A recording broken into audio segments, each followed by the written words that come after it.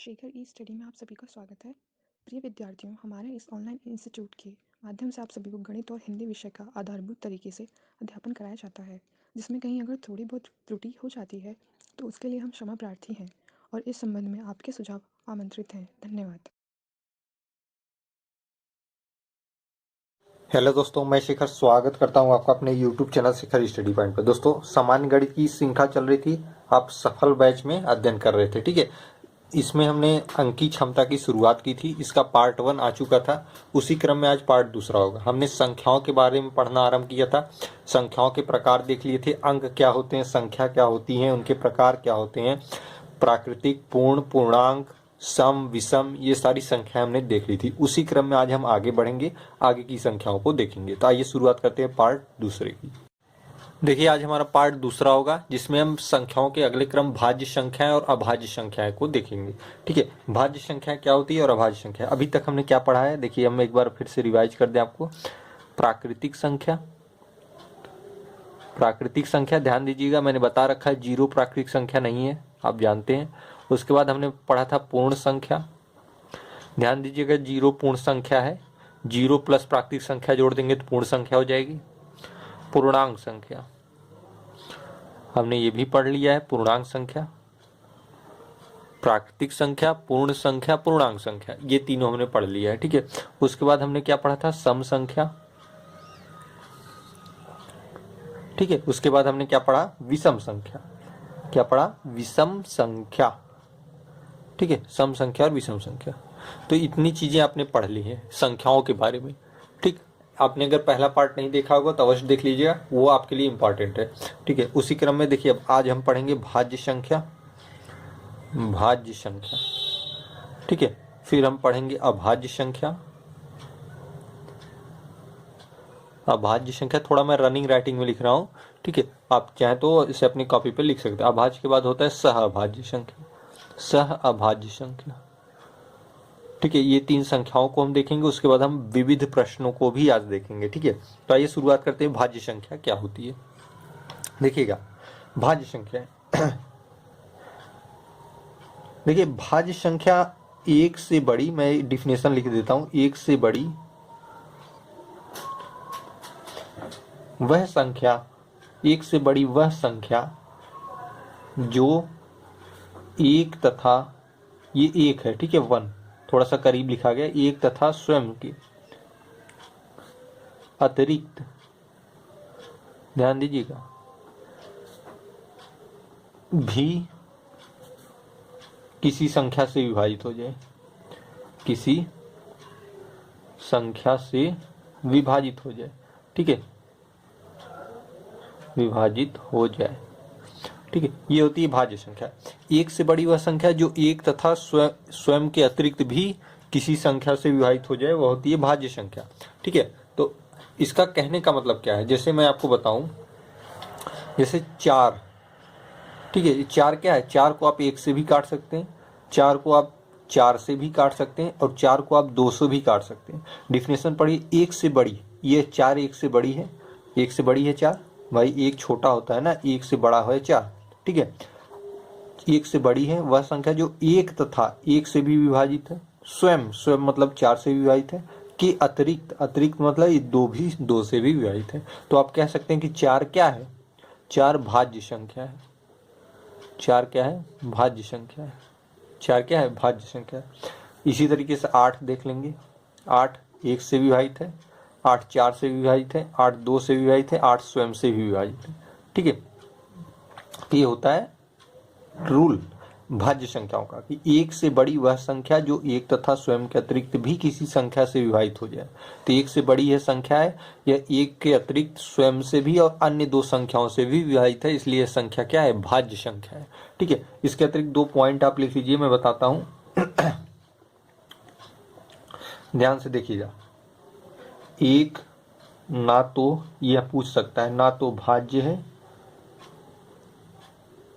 ना ही अभाज्य, ना ही अभाज्य है। एक क्या है, ना तो भाज्य है ना ही अभाज्य संख्या है। ठीक है, और दूसरा पूछ सकता है आपको, भाज्य संख्या सम तथा विषम दोनों हो सकती है। ठीक है, कैसे? देखिए, एक ना तो भाज्य है ना अभाज्य। देखिए, एक ये रूल फॉलो नहीं करेगा, एक से बड़ी है पहले ही कह दिया तो एक ये रूल फॉलो ही नहीं करेगा, इसलिए एक ना तो भाज्य है और ये अभाज्य में भी नहीं आएगा, अभी मैं आपको बताऊंगा। ठीक है, ठीक है। अब देखिए, दूसरा है भाज्य संख्या सम तथा विषम दोनों हो सकती है। इसका मतलब क्या है? जैसे एक क्या है? विषम संख्या, लेकिन ये भाज्य भाज्य है नहीं, इसे छोड़िए। 4 ये सम संख्या है, अभी आपने पढ़ा था 2 से विभाजित होने वाली संख्या सम होती है, जो 2 से विभाजित 9 विषम होती है।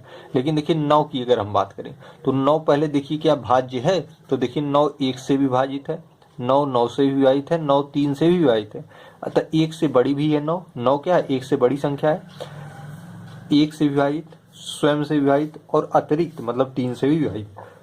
9 भाज्य है, लेकिन 9 है क्या? 9 एक विषम संख्या है। ठीक है, क्या है? विषम संख्या। कल का वीडियो अगर आपने देखा होगा तो सम विषम आप समझ पा रहे होंगे। तो ये देखिए लाइन पढ़िए, भाज्य संख्या सम तथा विषम। सम तो ये हो गई, विषम ये हो गई। सम भी होती, विषम भी होती, दोनों भाज्य हैं। ठीक है, तो आपको वो उम्मीद करता हूँ समझ में आ गया होगा। ठीक है, इसी तरीके से आप प्रश्नों को सॉल्व करेंगे जब आपके प्रश्न आएंगे। ठीक है, आप भाज्य अभाज्य और ये सारी चीजें जानते रहेंगे। भाज्य आपसे पूछ देगा तो ये आप जानते रहिए अच्छे तरीके से। ये भी पूछ सकता है क्या भाज्य संख्या सम और विषम दोनों होती, तो आप कहेंगे हाँ। आपके सामने मैंने उदाहरण दिया ना 4 और 9 का। 4 क्या है? सम है। 9 क्या है? विषम है, लेकिन दोनों क्या है? भाज्य है। ठीक है, भाज्य क्यों है? क्योंकि ये एक और स्वयं से अतिरिक्त भी संख्याओं से विभाजित है। अभाज्य संख्या देखिए, थोड़ा सा ऊपर कर दें, लिख लिए होंगे आप, आपको पीडीएफ टेलीग्राम पे चला जाएगा। ठीक है, अभाज्य संख्याएं, इसी से डिफिनेशन से रिलेटेड है। एक से बड़ी वह संख्या जो एक तथा स्वयं के अतिरिक्त अन्य संख्याओं से विभाजित ना हो। ठीक है, यहाँ पे देखिए विभाजित ना हो, यहाँ पे देखिए विभाजित हो जाए। ये भाज्य संख्या है इसलिए यहाँ लिखा है विभाजित हो जाए, लेकिन ये अभाज्य संख्या इसलिए यहाँ लिखा है विभाजित ना हो। ठीक है, यही आप अंतर जानिए। जैसे देखिए एक से बड़ी कौन सी संख्या हो सकती है? 2। देखिए 2 एक से बड़ी है। यह क्या है? वह संख्या जो एक से 2 विभाजित है तथा स्वयं मतलब 2 से विभाजित है, एक है, के अतिरिक्त अन्य संख्याओं से विभाजित ना हो। देखिए 1 और 2 के अलावा 2 को कोई और विभाजित कर सकता है? नहीं कर सकता। 2 को 1 और 2 के अलावा और कोई विभाजित नहीं कर सकता। इस रूल को 2 फॉलो करता है, इसलिए 2 क्या है? विषम संख्या है। 3 देखिए, 3 को कौन एक विभाजित कर सकता है? 3 को 3 विभाजित कर सकता है और कोई संख्या 3 को विभाजित नहीं कर सकती। ये रूल फॉलो होता है, इसलिए 3 क्या है? विषम संख्या, अभाज्य संख्या है। और 2 क्या है? अभाज्य संख्या। 1 3 हो गया। इसी तरीके से 5 देखिए, 7 देखिए, 9 नहीं होगा, 9 सम है, सॉरी 9 भाज्य भी है और सम भी है। ठीक है, 7 के बाद 11 देखिए, 13 देखिए, 17 देखिए, ये सब सारी की संख्या क्या है? ये 1 से बड़ी है और ये स्वयं तथा एक के अतिरिक्त अन्य किसी संख्याओं से विभाजित नहीं हो रही हैं, इसलिए अभाज्य संख्या है। ठीक है, ये सारी संख्या क्या है? अभाज्य है। अब इसमें भी पॉइंट है। ठीक है, समझ में आया क्या मैंने कहा? मैंने यहाँ एक उदाहरण दिया ना, जैसे मैं आपको 17 ही का ही बताऊं, 17 एक से और 17 के अलावा और किसी संख्या से आप विभाजित कर सकते हैं? नहीं कर सकते। तो ये इस रूल को फॉलो करता है, इसलिए आप कह सकते हैं कि 17 क्या है? अभाज्य संख्या है। ठीक है, इतना समझ गए। अब थोड़ा सा मैं 2-3 पॉइंट लिखा देता हूं आपको जो परीक्षा की दृष्टि से महत्वपूर्ण है।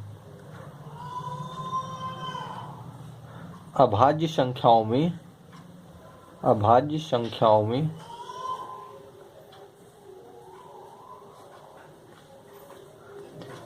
केवल 2 ही सम है,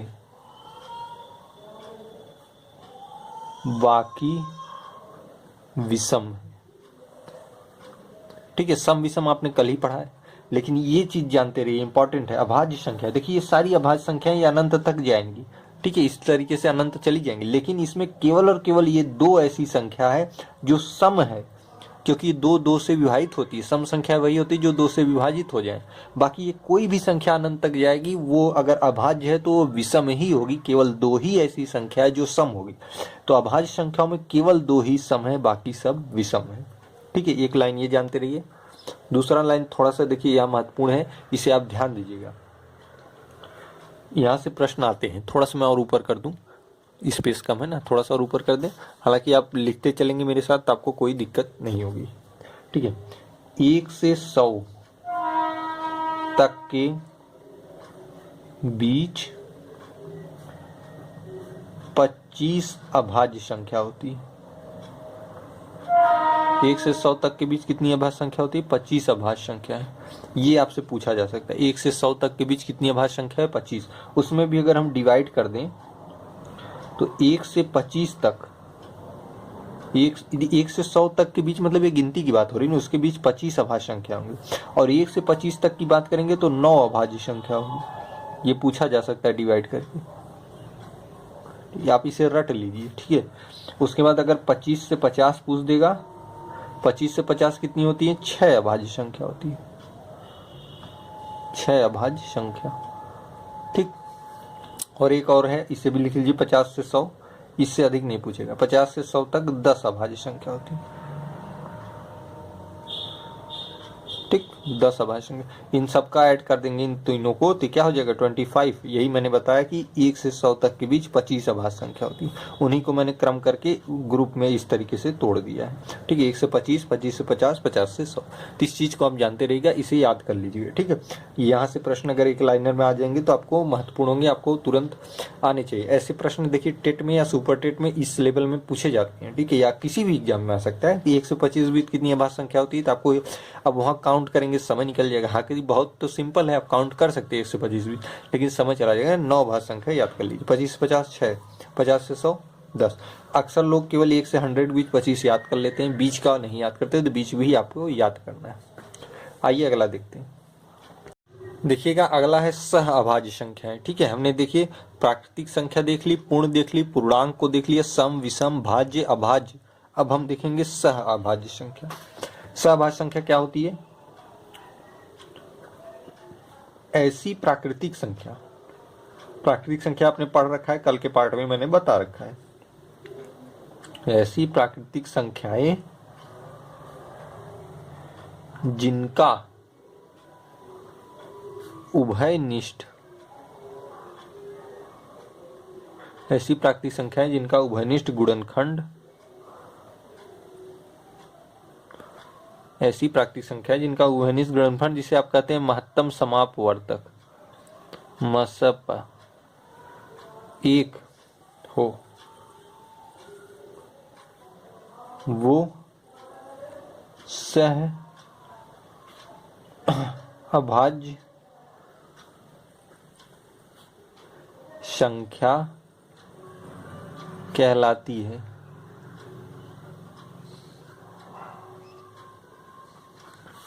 ऐसी प्राकृतिक संख्याएं, देखिए सॉरी ब्लर कर रहा है ना, थोड़ा सा स्थिर हो जाए। हाँ, देखिए सह अभाज्य संख्याएं, ऐसी प्राकृतिक संख्याएं जिनका उभयनिष्ठ गुणनखंड या आप कह सकते हैं मसप 1 हो, वह सह अभाज्य संख्या कहलाती है। ठीक है, इसका मतलब देखिए सह अभाज्य संख्या क्या होती है। देखिए हम कहें जैसे 4 और 7, ये दो संख्याएं हैं 4 और 7। ठीक है, अब इनका उभयनिष्ठ गुणनखंड मतलब इनका महत्तम समापवर्तक 1 है। ठीक है, क्यों? क्योंकि 4 और 7 को ऐसी कोई संख्या नहीं जो विभाजित कर दे। दो ऐसी प्राकृतिक संख्या है जिनका उभयनिष्ठ गुणनखंड मसप 1 हो। यहाँ पे मैंने लिखा है ना, मसप या उभयनिष्ठ गुणनखंड दोनों एक ही चीज है। ठीक है, तो सहअभाज्य संख्या कहलाती है। तो 4 और 7 क्या है? 1 से विभाज्य है, अर्थात इसका महत्तम समापवर्तक 1 हो। मैं आगे एलसीएम और एचसीएफ अर्थात लघुत्तम समापवर्तक और महत्तम समापवर्तक पढ़ाऊंगा, लेकिन आप यहाँ जानते रहिए। जैसे हम देखिए ले लें 8 और 15, क्या 8 और 15 को ऐसी कोई संख्या है जो काट दे? 1 के अतिरिक्त नहीं है। तो एक ही ऐसी संख्या है जो 8 और 15 दोनों को काट सकती है। तो ऐसी प्राकृतिक संख्या जिनका उभयनिष्ठ गुणनखंड 1 हो, वह सब सहअभाज्य संख्या है। मतलब ये 8 और ये 15 क्या है? सहअभाज्य संख्या है। ये 4 और ये 7 क्या है? सहअभाज्य संख्या है। 9 और 16 क्या इनको कोई संख्या काट सकती है? केवल और केवल एक काट सकता है। अतः 9 और 16 क्या है? सह अभाज्य संख्या है। ठीक है, उसी प्रकार देखिए आप ले लें 9 और 12। 9 और 12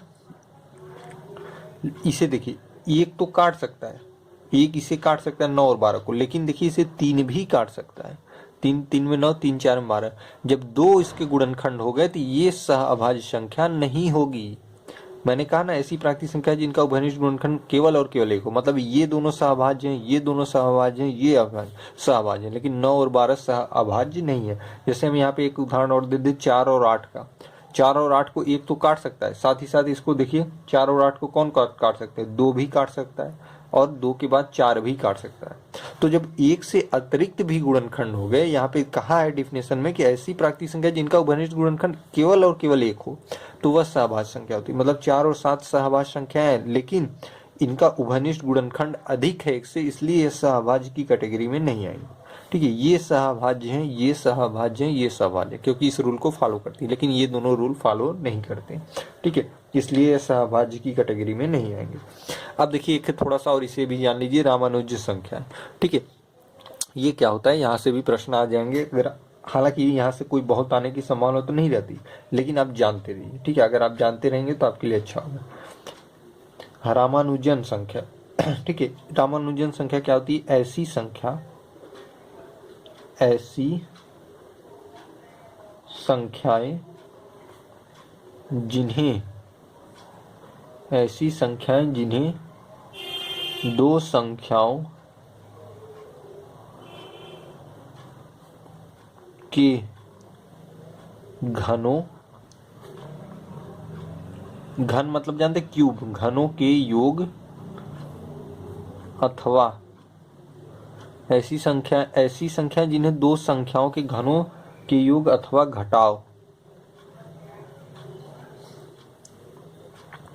के रूप में दो अलग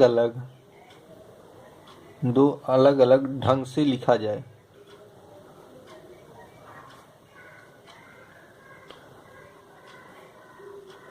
लिखा जा सकता है। ऐसी संख्याएं जिन्हें दो संख्याओं के घनों के योग अथवा घटाव, दो संख्याओं के घनों के योग अथवा घटाव के रूप में दो अलग अलग ढंग से लिखा जा सकता है, तो वो क्या होती है? रामानुजन संख्या होती है। ठीक है, जैसे मैं देखिए एक तरीके से मैं आपको बताता हूँ, जैसे 91 है, 91। ठीक है, अब 91 को हम क्या लिख सकते हैं? 4 का घन करें अगर, 4 4 में 16, 4 में 64। ठीक है, और इसी में 3 का घन जोड़ दें, देखिए ये क्या हो जाएगा? 4 का घन क्या होता है? 64 होता है, और 3 का घन क्या होता है? 27 होता है, और 64 और 27 कर देंगे क्या हो जाएगा? 91 आ जाएगा। 91 आ गया, तो 91 क्या है? रामानुजन संख्या है, क्योंकि ऐसी संख्या जिन्हें हम दो संख्याओं के घनों, देखिए दो संख्याओं के घनों के योग अथवा घटाव। अब इसको देखिए घटाव में कैसे सेट करेंगे, देखिए 6 का क्यूब कर दीजिए, प्लस में यहाँ पे देखिए -5 का क्यूब कर दीजिए। ठीक है, इनका घटाव हो जाएगा। देखिए 6 का क्यूब क्या होता है? 216 होता है, और 5 का जब ये क्यूब करेंगे तो ये प्लस वाला चीज माइनस में बदल जाएगा, क्योंकि ये क्या है? विषम संख्या है। ठीक है, तो इसका प्लस और माइनस माइनस हो जाएगा। अब ये हो जाएगा 125, जब घटा देंगे तो 91 ही आएगा। तो ऐसी संख्याएं, मतलब ये 91 की बात कर रहा है, जिन्हें दो संख्याओं के घनों के योग, देखिए दो संख्याओं के घनों का योग किया तो भी वह संख्या आई, अथवा घटाव के रूप में, देखिए घटाव किया दो संख्याओं का, 6 और 5 का घटाव किया घन करके, तो भी यही संख्या है। अलग अलग ढंग से लिखा जा सकता है, देखिए दोनों अलग अलग ढंग से लिखे ना, ये प्लस करके माइनस करके, लेकिन संख्या वही आ रही थी। 91 क्या है? रामानुजन संख्या है। 91 क्या है? रामानुजन संख्या। उसी तरीके से आप देखिए करिएगा 1729, इसको भी करेंगे तो भी ये रामानुजन संख्या होगी। ठीक है, इसको भी एक बार आप जोड़ के लिख सकते हैं, एक बार घटा के भी लिख सकते हैं। ठीक है, आसानी से आ जाएगा। तो रामानुजन संख्या से बस इतना ही, बहुत इससे प्रश्न नहीं आता। ठीक है, इससे बहुत प्रश्न आने की संभावना नहीं, बस आप इतना जानते रहे रामानुजन संख्या होती क्या है, ये कैसे रूल फॉलो करती है। ठीक है, इसलिए मैंने आपको समझाने के लिए उदाहरण भी दे दिया। तो यहाँ पे सारी संख्याएं समाप्त होती हैं। हमने क्या क्या पढ़ा एक बार मैं और दिखा दूं आपको। देखिए मैंने प्राकृतिक संख्या, पूर्ण संख्या, पूर्णांक, सम, विषम, भाज्य, अभाज्य, सहभाज्य और रामानुजन संख्या, मतलब संख्याओं के जितने प्रकार हो सकते हैं हमने उन्हें पढ़ लिया है। ठीक है, अब यहाँ से जितने आपके परीक्षा की दृष्टि से महत्वपूर्ण थे मैंने पढ़ा दिया, आपने दोनों पार्ट देख लिया। अगर पार्ट 1 पार्ट 2 देख लिया है तो आपको संख्याओं में कहीं दिक्कत नहीं होगी। फिर भी अगर दिक्कत हो रही तो आप कमेंट बॉक्स में पूछ सकते हैं या व्हाट्सएप या टेलीग्राम के माध्यम से भी पूछ सकते हैं। आइए अब कुछ विविध प्रश्नों को देख लेते हैं। देखिए अगला प्रश्न है आपका, विविध प्रश्नों में 2 अंकों की एक संख्या तथा उसके अंकों के योग का अनुपात 4:1 है। यदि इकाई का अंक दहाई के अंक से 3 अधिक हो तो वह संख्या क्या है। ठीक है, ये देखिए विविध प्रश्नों में मैं आपको इसे बताता हूँ कि कैसे कैसे इसको सॉल्व करते हैं। इसका बेसिक तरीका देख लीजिए, बहुत आसान है। माना हमने क्या, माना संख्या क्या होगी, mn, मतलब ये दहाई का अंक, ये इकाई का अंक। ठीक है, mn मतलब इसके अंक अगर आप देखेंगे तो एक अंक इसका m होगा जो दहाई का होगा, दूसरा n होगा। ठीक है, ये हमने मान रखा है, माना संख्या mn। ठीक है, हमने मान लिया माना संख्या mn। अगर हम संख्या के रूप में इसे लिखेंगे, संख्या के रूप में इसे लिखेंगे, कैसे लिख सकते हैं, 10m + n। भाई जब हम कहें आपको 20 लिखने को तो आप कैसे लिखेंगे भाई, 20 लिखने में हमें दहाई में जाना ही जाना पड़ेगा, बगैर दहाई में हम गए नहीं लिख पाएंगे। जैसे 10m + n, ठीक है, उसी तरीके से। तो अब देखिए हमारी संख्या तो ये हो गई। अब हमसे कहा क्या है कि दो संख्याओं की, 2 अंकों की एक संख्या तथा उसके अंकों के योग का अनुपात। 2 अंकों की एक संख्या क्या है, 10m + n, तथा उसके अंकों के योग, अंकों का योग क्या होगा, अंकों का योग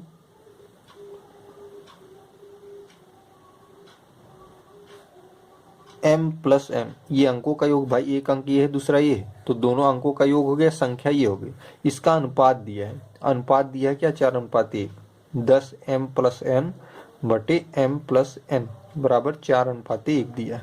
ठीक है, अब इसे अगर आप सरल करेंगे तो ऐसे तिर्यक का गुणा हो जाएगा।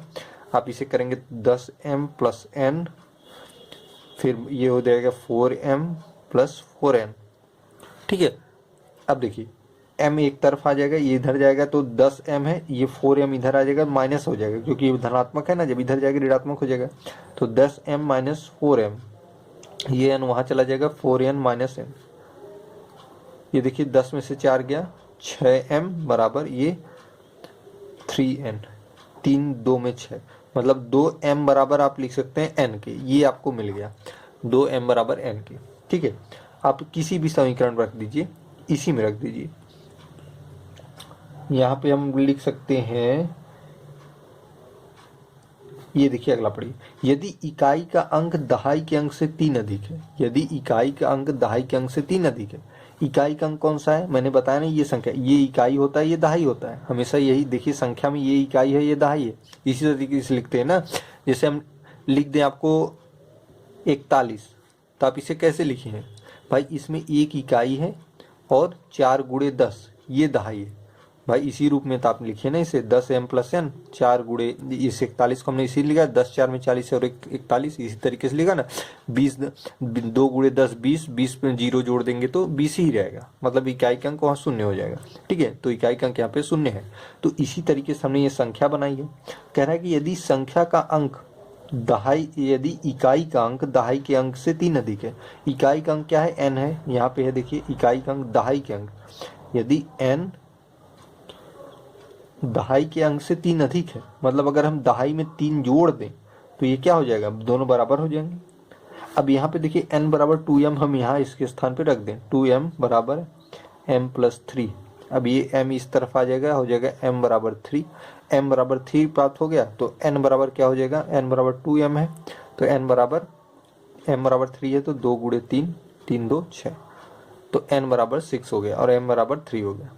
तो संख्या क्या हो जाएगी, संख्या आपकी क्या है, mn है, mn है संख्या, तो m का मान 3 है और n का 6 है, तो मतलब 3 और 6 अर्थात 36 आपका आंसर हो जाएगा।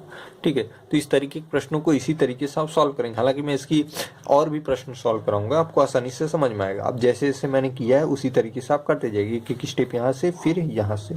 ठीक है, और कैसे मैंने देखिए, आपको अगर ये कंफ्यूजन हो रही थी इसको समझिए। 41 को हमने कैसे लिखा, 4 × 10 40 और 41। ऐसे शुरू में हम ऐसे ही पढ़ते थे ना, 1 इकाई यहाँ पे 4 दहाई।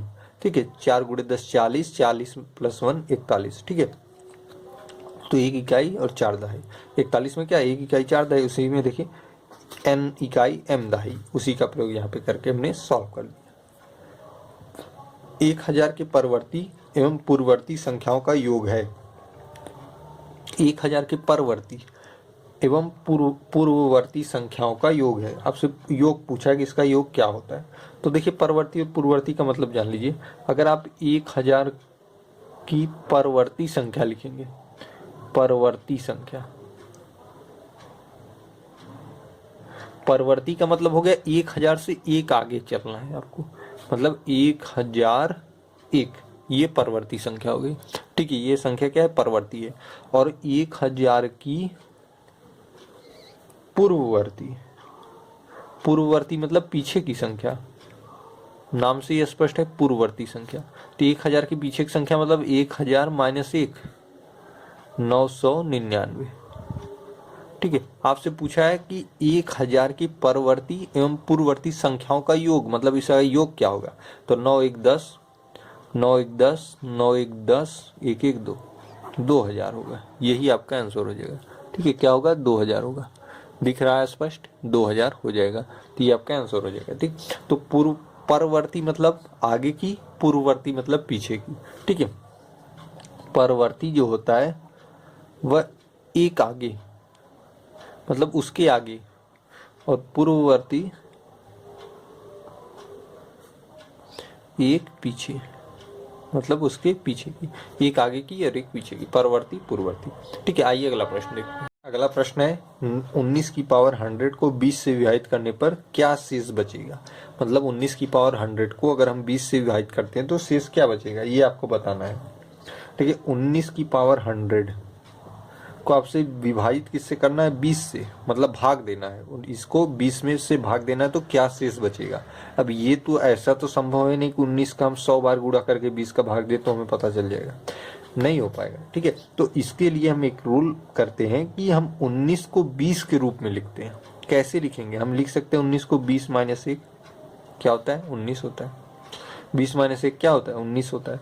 अगर इसमें जो संख्या कट जाएगी और जो बचेगी वही शेष होता है। जैसे 19 के स्थान पर हम 20 - 1 लिख दें तो 20 - 1, ये 19 के स्थान पे ये 100 है। अगर हम इसे 20 से विभाजित करेंगे तो देखिए 20 तो कट ही जाएगा, चाहे इसका 100 बार गुणा हो, लेकिन ये 1 बच जाएगा। तो ये -1 अगर 100 बार भी गुणा करेंगे तो ये क्या है, धनात्मक है भाई। 100 क्या है, धनात्मक है ये, और ये सम बार में आएगा भाई। 100 सम संख्या है, 2 से विभाजित हो जाएगी। तो ये माइनस वाला क्या हो जाएगा, जब ये सम संख्या हो घात में तो माइनस क्या होता है, प्लस हो जाता है। मतलब शेष क्या बचेगा, +1 बचेगा। ये आपका आंसर हो जाएगा। कैसे करेंगे भाई, 19 की पावर 100/20 है, तो 19 को हम 20 के रूप में बदल लिया। अब उसी के स्थान पे हमने 19 के स्थान पे ये रख दिया पावर 100।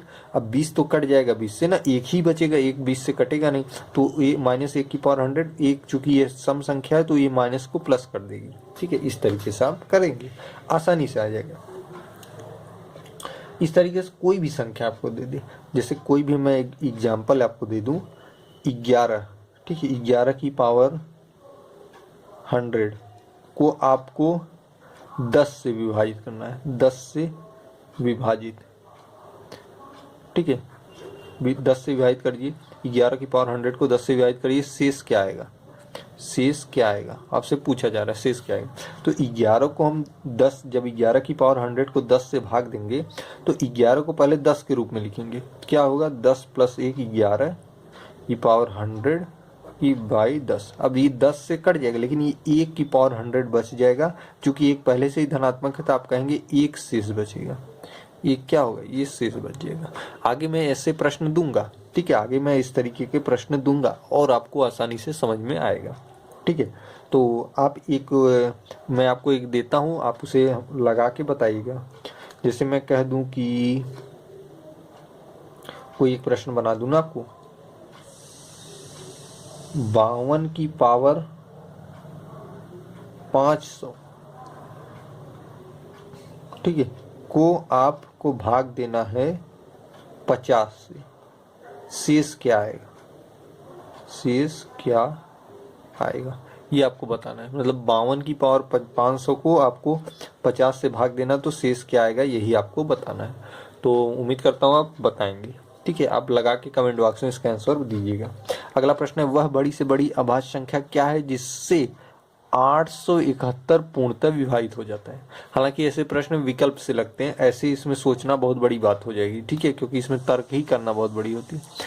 देखिए 871 वह बड़ी से बड़ी अभाज्य संख्या क्या है जिससे 871 पूर्णतः विभाजित हो जाए। तो बड़ी से बड़ी अभाज्य संख्या आपको ज्ञात करनी है, तो इससे बढ़िया आप क्या करेंगे, 871 है। ठीक है, इसको ऐसी संख्या से भाग दीजिए जिससे कटे।